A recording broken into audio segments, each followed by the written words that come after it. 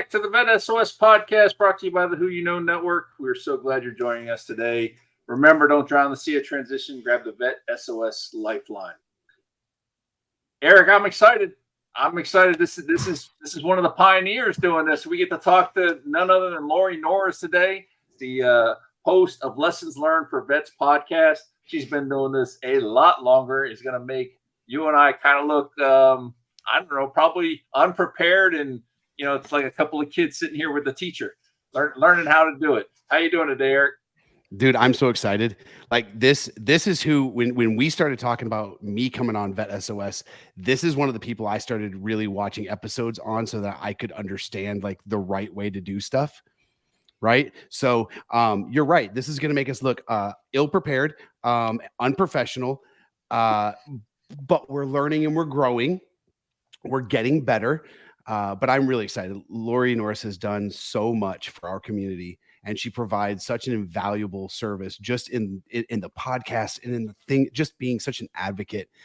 Literally one of my favorite people on this planet. So I am excited. I am pumped up. I am ready to listen to all the wisdom she's going to have for us.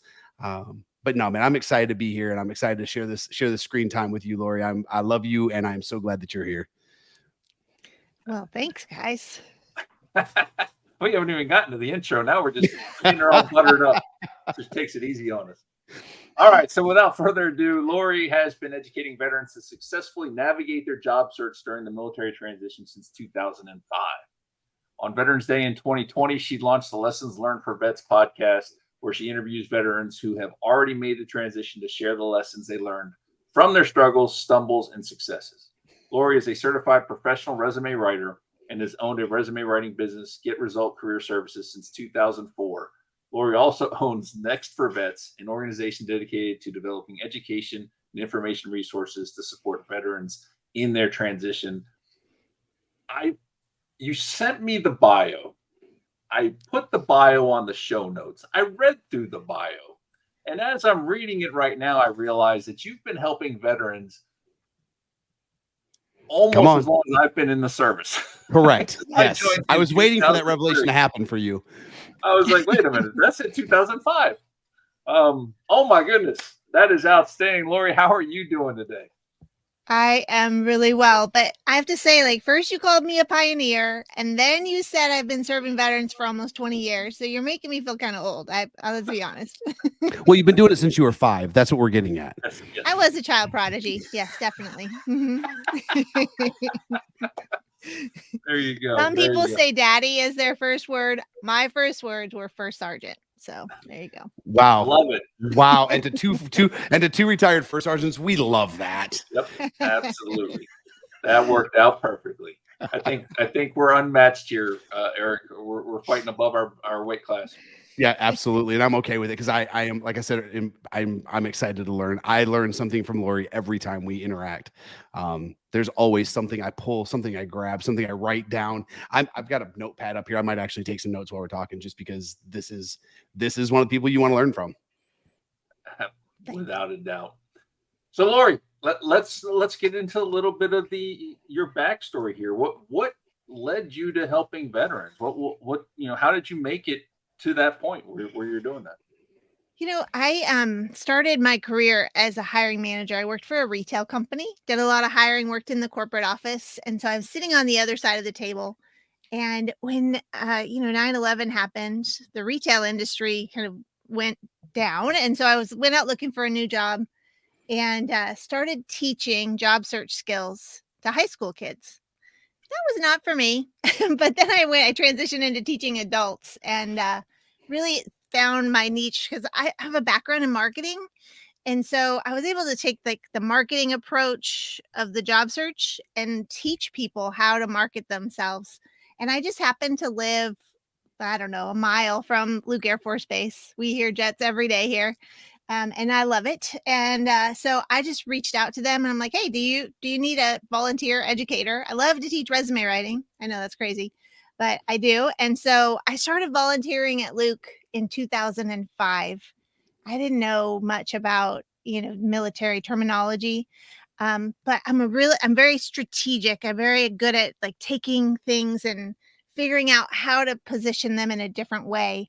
And as I would meet with in the Air Force, a first sergeant is an HR person, they're employee relations. And I was like, okay, well, you could do this. And as I started talking to maintainers who wanted to go into finance and help them figure out the skills that they have that could go a different direction, it just really was very rewarding to me. So I volunteered out there from '05 to 13 when the Department of Labor took over the TAP program. I didn't really need another job. You heard all the jobs I already have, but I didn't want to quit teaching. So I started teaching the 3-day portion and did that till about 2016. So along the way, Luke has Navy, Marines, Coast Guard, Army. Everybody's coming through Luke Air Force Base. And so I got exposed to all the different branches of the service and just learned to speak a new language. And I kind of half joking call myself bilingual now, but I don't speak foreign language. I speak military. So that's me. I love that. I absolutely love that. And so I didn't realize that. You and I have talked quite a bit here in the recent future. I was in retail. I'd already graduated college. I was in retail when 9/11 happened as well. And Okay. that was what made me decide that I needed to do something a little bit more important and led me to the Army. But that's just, it's fascinating that we have that tie as well. Man, what a great story. And the fact that you just started as volunteering, you just wanted to help. Absolutely love that. I'm a big fan of, and Lori, I think I've told you this. If I haven't, you're going to hear it for the first time, but you are who I stole the bilingual line from. You were the first person that said, and it resonated so clearly with me because and really, I don't even know if it's a different language. It's just a different dialect, right? It's translating what we did in our military service into that elusive language of civilianese, right? It's just a perspective shift. It's a shift in what we did. And you were one of the people who taught me that as I was getting ready and going through my transition. So I wanted to publicly on air acknowledge that you were who I stole that from, because that's such a profound thought. And I don't, it's simple, right? It's a simple thought, but it's real. I don't want people to stop speaking military. I don't want someone to stop being a veteran. I just want them to be bilingual. And I think you make a really good point. Like, you're always going to be a veteran. You're always going to speak that language. But when your service is completed, whether it's by your choice and you retired, you separated, you medically separated, you are no longer active duty military. And so you've got to figure out how to assimilate. You've got to, think of yourself as like someone who moved here from a foreign country. And in order to get along in this new country, you have to learn to speak the language. And so you just have to learn a different way of communicating, but you're always going to be a veteran. You're always going to speak the language of the military. No one's asking you to change who you are at your core, but I just want you to figure out who you are apart from the military and just start learning to speak that language. Like I always say, if it's your job as a veteran to learn the language of the private sector and to translate on your resume, on your LinkedIn, in your interview. And if you don't, it's kind of like someone if you speak English, you go to a foreign country that doesn't speak English and you get off the plane and you're like, okay, I'm here. Everybody needs to speak English now for me. And that's not going to work very well. And the same will happen if you're in your job search and you're not translating, no one's going to understand you. And if you want them to see your value, you've got to learn to speak their language. That's a really important part of this. So many times I've heard people say, oh, nobody cares that you did this and nobody cares that you were first sergeant. And that's not true. It's not that they don't care. They just don't understand the way you're saying it. They don't understand they don't understand the gravity of what's coming out of your mouth. They don't understand what's on the paper. They can't relate to how you're trying to write that. I tell folks all the time, I want you to be able to go out to a bonfire on a Friday night, right? And have an adult beverage and tell stories with the boys or the girls and talk about your veteran, your active duty days and be a part of that community. But then Monday morning, I want you to walk into your office and be a thriving member of a team that's different than it was in the military. right? 7% of us have ever served. Yeah. 93% of America have never donned a uniform. We are in the minority, and the onus is on us. We have to assimilate. We have to change. We have to adapt a new skill. And I think you are probably one of the best people I've ever seen at actually teaching that to people. I love the analogies you use. I love the way you deliver the message, but that's what you're saying is 100% true. And like you said, it's not that they don't care. They just don't understand how to value it. Right. So like, Yep. if those 93%, their understanding of the military comes from books and the movies, and maybe Correct. their grandpa that used to tell them stories. Right. And so they don't know that, as a first sergeant in the Army, these are all the things that I was responsible for. I mean, at 23 years old, you had more responsibility than a typical 45-year-old out in the private sector in terms of financial responsibility and people and decision making. And so how people understand that, just learn to tell stories and that show that value. And that's really what I'm passionate about, is teaching people to do that. That's there's so much. I'm over here taking notes. And not only from you, Lori. I get to, Eric was one of my mentors coming out of the service. So I get to sit here with two people. I'm writing things with both hands. It's ridiculous. Let's get to the podcast. All right, let's learn from that podcast. Wait, we're not there yet? No, we're not there yet. Halfway through the episode. It is by most counts the standard bearer in the community, especially when you start transition. This is the one that I hear everybody tell people, hey, go check this out. Go see what Lori Norris is doing. Great podcast. I love the storytelling aspect of it. Tell us about the podcast. What really led you to do it, what you're hoping to accomplish with it, what you love about it. What is it? Because you've done how many episodes?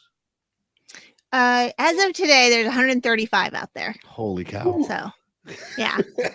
So I say that too when I hear that number. So tell us about it. Tell us about the podcast and all the great things you're doing with it. Yeah. So, I've been doing this. You already gave me away that I've been doing this a long time. So thousands of people I've helped, whether it was through education or the services that I provide. I've literally helped thousands of people transition out of the military, and I've made some good friends along the way, and people that I would talk to, and they would tell me stories. They're like, oh my gosh, I can't believe I made this mistake. And like, I can't believe I did this. And this is what really worked for me. And I would say to them, like, you have to share that with people. Like people need to hear that from you so that they don't make the same mistakes. And I was like, well, I guess I need to give them a vehicle to do it. And so I don't know why, but I've had some extra time on my hands in 2020.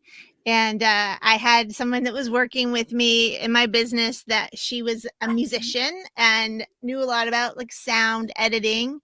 And I told her, I'm like, I think I want to create a podcast. And she's like, I can help with that. And so her and I together just came up with the idea. And it's kind of evolved since then. But I just wanted to sit down with veterans who had already transitioned. And it could have been 2 months ago or 20 years ago.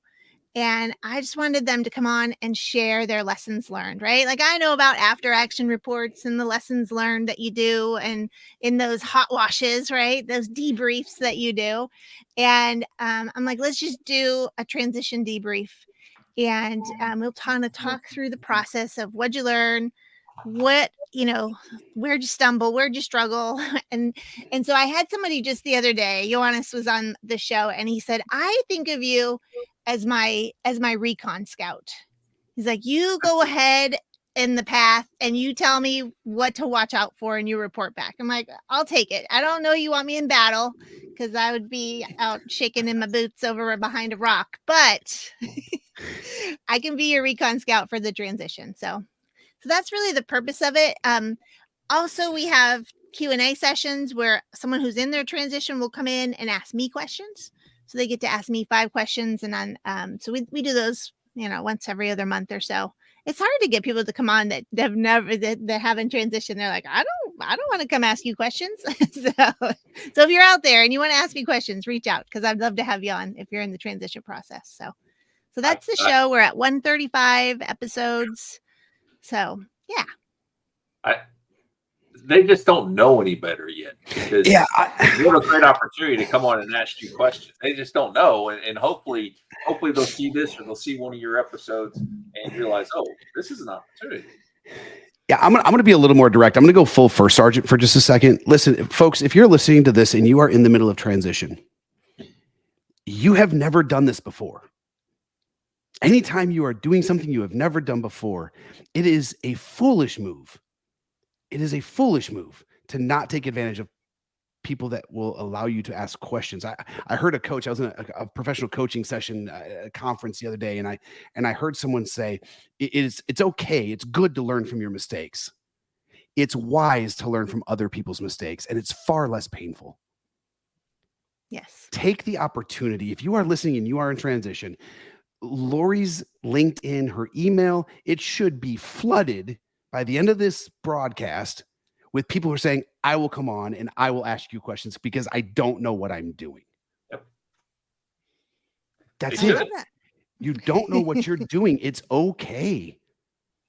How many of us have became parents and we're like, I know how to parent. I was a parent before. I got this. No, I don't know how to parent. My first child scared the crap out of me. Yep. I don't know what I'm doing.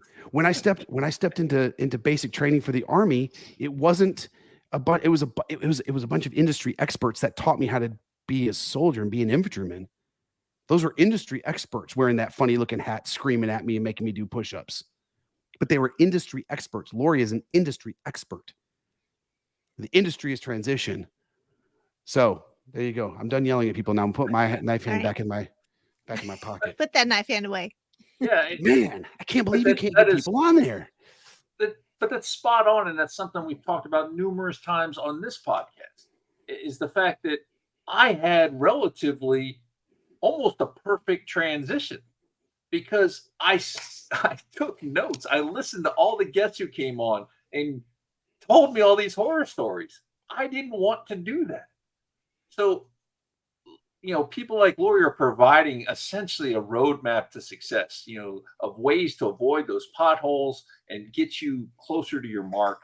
You need to be checking things out like her podcast and hopefully our podcast, because we're trying to educate as well, We're not going to send everybody over to Lori. We got to keep it. We're sending everybody over to Lori because here's the thing.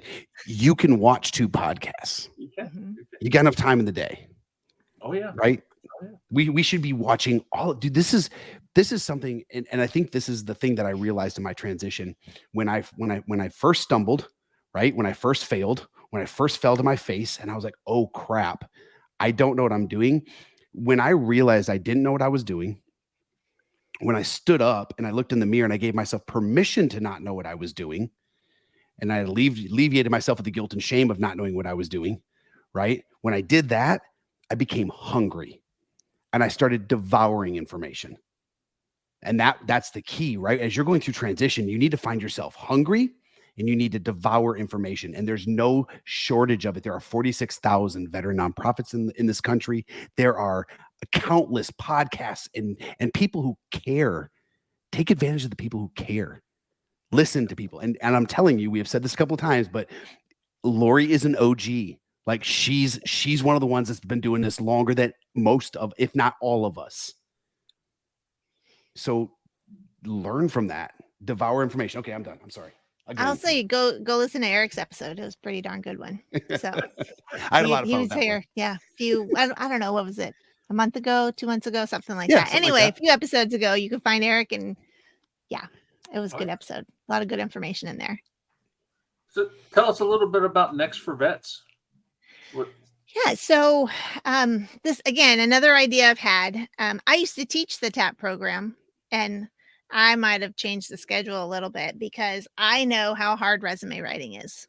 I've done it for many years, right? And so I understand how hard it is to, like, how do I take 23 years of experience and shove it into 2 pages? How do I tell them everything I've ever done and not overwhelm them with information? How do I translate my my military skills? How do I think about where I'm going next? And that's really why I named the company Next for Vets, because I just want to help you position yourself for what's next for you.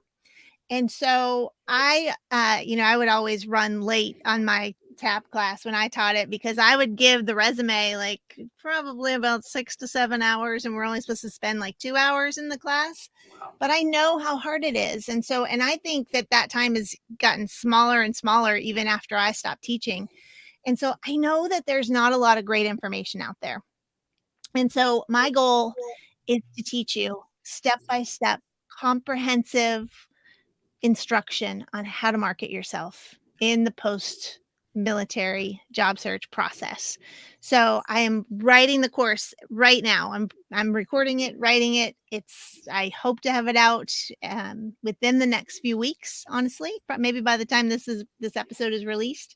And so if you go to Next for Vets /resume, you can find out more information about the course. It's gonna be low price point. I know there's free services out there, and I would never say that those free services are not worth going out and accessing, but they are a starting point. They are oftentimes templated, mass produced. I rewrite them all the time. I personalize them all the time. So I want to teach you how to do that for yourself, right? I don't want to give you a fish. I want to teach you how to fish. I want to set you up for the rest of your career. And that's the goal of the company. But I think it's important too that people understand that it's okay to invest in themselves, right? So sometimes I might need to drop $1 to invest in myself and what's next. That there's nothing wrong with that. You're right, Lori. There's tons of free resources out there. Go get your free templates. Personally, I don't know if you'll agree with me, and if you could disagree with me in public, I'm okay with it, because I don't mind getting told I'm wrong by a pro. But I don't think you should just have one resume, because you don't ever know what somebody's looking for in what the employer is looking for, what the hiring manager is looking for. You might need a reverse chronological, but you might need a hybrid. You might need a functional. You don't know what they're looking for, so you need to have a little bit of something. I would agree that you have need more than one resume, but please don't ever write a hybrid or a functional resume. I'm just going to tell you that right now. Like, take that word. That's a bad word in the resume world. So no functional resumes. So we've got to have a resume that appeals to humans and that appeals to the computer, the applicant tracking software, right? And it's not this evil robot that's out there shooting resumes down. However, it does parse information out of your resume, and we have to make sure your resume is compatible, right? That they get along, they can speak to each other. And so that's something that we will talk about in this program, is how to make sure that you're appealing to the human and the computer, because we want you to get through the computer screen so that when a human does look at your resume, that they see what they're looking for. So that's what I like to teach. I got it. Okay. Yeah, the ATS thing is a monster. The Who You Know Network obviously is the one who helped us get started, and I've done their career transition summit, and I really enjoyed it. But in following them, I get to see a lot of the people that they're trying to help, beat the ATS essentially. And some of those horror stories that I hear, it's just like, man, this may have started as a good idea, but I don't know that it's a good idea anymore. But it's definitely, if you can teach people to beat that and catch the eye of a human, that's pretty impressive in my book. And the thing about an ATS is that it's not that evil robot knocking you out. You don't have to beat it. You just have to work with it, right? It's kind of like being bilingual, military and civilian. We've got to just speak computer language and make sure that the resume is like, I'll give you one example really quick. So I had a customer, wrote his resume. He had great qualifications. And he emails me. He's like, I'm not getting any interviews. And I believe in what I do. And I said, okay, let's fix this. Come back to me. Send me the resume that you're applying for. Send me the jobs you're applying for. He sent me the jobs. And I looked at the jobs. I'm like, he's so qualified for these roles. What's going on? And so he sent me back the resume he was using. And he had took the resume that I created for him and he reformatted it. And he put his name and contact information into a formal header, like where you have to go insert header and you have to double click to edit it. Well, guess what? ATS can't read information in a header. So he was going into their system with no name, no phone number, no email, no way of getting a hold of him. So he was this really great qualified candidate that they couldn't find in their system. So of course he wasn't getting phone calls. They couldn't call him. And so I was like, okay, let's go back to the way it was formatted before. Don't touch it. And apply. And he had 2 calls the following week. So see, it's the little stuff. Things. Man, those little attention, you are 100% right. The little attention to detail stuff, understanding how these algorithms are written in these ATSs. And I agree with you, Lori. I don't think it's the evil robot, right? I think they're necessary. I think we have got so many people applying for individual positions. HR departments, hiring authorities, they can't go through that many resumes. They need something to narrow it down. We just don't have a lot of these companies don't have a robust HR department to be able to go through 1,000 resumes to get down to the 3 that they were looking for. I mean, let's be honest. The hiring process is broken. Oh my right. goodness. We've taken the human out of it. And so it's broken. And everyone's going to tell you your best bet is networking. And that's true. Like having a human walk your resume in the door, absolutely by far gonna trump everything, right? But when that human walks your resume in the door, you need to have a resume that's not handwritten on a napkin, or that does translate your terms, that showcases your value.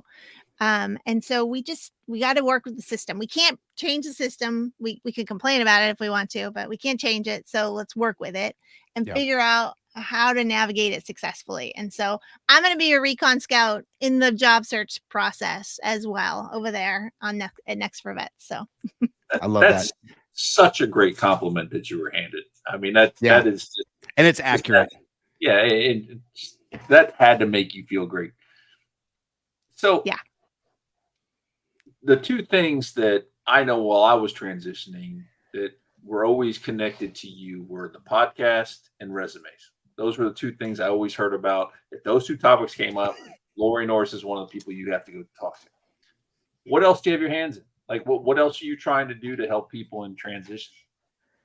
Yeah, I mostly focus, like I have those 3 areas, right? So I've got the education through the resumes. I've got, I provide resume and LinkedIn services, and then I have the podcast. I do a lot of volunteer work. I work a lot with Act Now Education. I volunteer off and on for Vets to Industry. It just sometimes it's hard to get a Saturday. I'm on the board for military. What's that? It's 5 hours. Yeah. Yeah, it's only 5 hours. It's a great event. Don't get me wrong. And it goes fast. It's still, you look at that. It does go really quick. I work with Boots to Books. And I'm on the board for Military Women's Collective. So I do a little bit of volunteer work too. I don't know. That's Marina's. An hour or 2. Yeah, that's Marina. Mm-hmm. Yeah. Man, I was just chatting with her about bringing her back on. She hasn't been on since episode 10. So, wow. Oh, I see. You waited till what episode are we on now? Like, what's my episode number going to be? I think it's 11. I think we're on 11. Okay. Yeah. Mm-hmm. You're in so much trouble. So technically, I can say you're episode 17. I don't have to throw in that it's season 2. I see how it is. It's okay. Lori, really was me. It was me when you brought me on for season 2. I'm the one. You were what I fought for. So we're still good. Thank you, refused to come on. It was in his contract. He's like, I can't believe you haven't had Lori on yet. As soon as you book her, I will sign the dotted line. I'm like, So thanks, Eric. I appreciate you. You always have my back. Always. Amazing. I had no idea that you were involved in that many things. That's just incredible and speaks to something we talk about time and time again, which is that giver's heart and how many people in this community just want to give back and help people, help this community transition. It just speaks to how different and how hard that military transition is. It's something like, I don't know if there's another thing like it, that just that complete transition of life from being military to being civilian is just so overwhelming that, I don't know, Eric, you talked about childbirth or, being a parent for the first time. That was an eye opener. Wearing oven mitts and stuff and trying not to drop the kid and, but it's just, there's so much that goes into it. There's so many resources. And then you got people like you, Lori, that are just doing amazing things across the board. I mean, not just, the podcast, which is, like we said, the standard bearer, and then the resumes, which you're known for, but all these other things you're helping out. And I applaud you. Just absolutely amazing. Is something that it makes my heart happy. So I guess that's all, I do a lot, but it's something that I really enjoy. And it comes out when you talk about it, which is just unbelievable. Yeah. So good thing is we had you on. Eric's inked the deal, so now he's in as the podcast co-host. But the bad news is we're down to time. We've come down to the end, and I mean, this has been a blast. You and I got to do a joint event live on LinkedIn, which was a lot of fun. Even some ribbing going on, which was great. So I look forward to it. I think we're going to try to make that a little bit more frequent down the road, I think. But had so much fun with it. And every time we talk, I learn so much. Just like I said, I really applaud you for what you do and all the things you have done. Been doing this since about the time I got out of basic training, but shut up. You better stop. I'm telling you. Me feel older. So that's just a testament to, how much you mean to this community. Eric put it right. You're one of the OGs, and that's just a fact. And, you just an amazing stuff. So as we get ready to close, what do you want to leave the audience with? With all your knowledge and everything you got going on, what is it you want to leave the audience with? I'll just say that your military transition is never going to end, right? I wish we could change the word transition because it's a continuous process. And I want you to take it a step at a time. And as I said earlier, like I named that education company next for vets because I just want you to focus on what's next for you. And the beautiful thing is you're not signing another 20-year contract. You're just looking at what's next in your career. And once you're in that career, then you can look at what's next. And then you can figure out where you want to go after that. You're not confined. So just start thinking about one step at a time. What are you going to do next? And no, you're not stuck there. You're not a tree. You haven't put down roots. You can go wherever you want, whenever you want. Right, Eric? And that's right. So you can make those changes. You can completely pivot your career whenever you want to. And so just know that this is a continual process. It will always be ongoing. And it's something that you just have to focus on for yourself. And one last thing I want to say is like, it's so much more than getting a job. Right? So transition is not a checkbox. Oh, got a job. I'm transitioned. There's so much more to it. And that's one of the biggest lessons I've learned from hosting the podcast and having all the episodes and talking to everyone is there's so many changes, so many emotional, mental health, physical changes that come along with the transition that you can't just like have that checkbox item. I got a job. I'm done. I'm now a civilian. It's finished. So just be ready for that. That is awesome. And I have to say, Eric, you've told me before that I work in the transition space as far as, what we do with VET S.O.S podcast. And I never really felt that way necessarily. This was just to me a way to give back. We've interviewed some great people, so some huge names in our community, and just sitting here, like I said, taking notes, listening. I kind of feel like we made it. And I mean that in all sincerity, Lori. To me, you brought that. You legitimized what we're trying to do, trying to help people just like you are. And I really love the fact that you came on here to share your story and talk to our audience. And, if you watch us and you haven't checked out Lori, you're missing out. You need to go check out her podcast, check out her resources. Just an amazing person who's doing great things to help us. So you definitely need to check it out. So thank you, Eric. I'll turn it over to you. Yeah, brother. Look, man. Look, real talk. Notes, dude. I got 2 pages of these things. I got 2 pages of notes filled up, rocking and rolling every time I talk to Lori. Lori, I think I'm going to go ahead and just go out on a limb here. I'm going to tell you, I want to have you back on, right? I'm going to set this up now so that people can hear it. We talked a lot that's about a contract extension. Yeah, that's a contract extension, brother. Conditional. We talked a lot about, the resume and what's next, but there's so much people can glean from you. So I want to bring you back on, and I want to focus. I kind of want to drill down on that so people can get some of those nuggets and some of those things that you're such an expert in. So just go ahead and count on the fact that we'll be reaching out. We're going to get you back on. I'll probably shoot you a text and figure out when that's going to be. But with that being said, Lori, I couldn't appreciate you more. You're a friend, you're a sis. I have listened to you. I have learned from you. And I have really enjoyed our friendship. So thank you for being on. Thank you for what you do for our community.